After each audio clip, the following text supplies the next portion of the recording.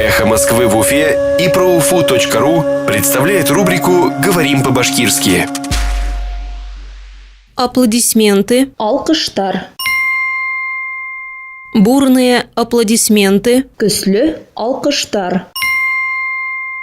Бурные аплодисменты. Көслü алкыштар.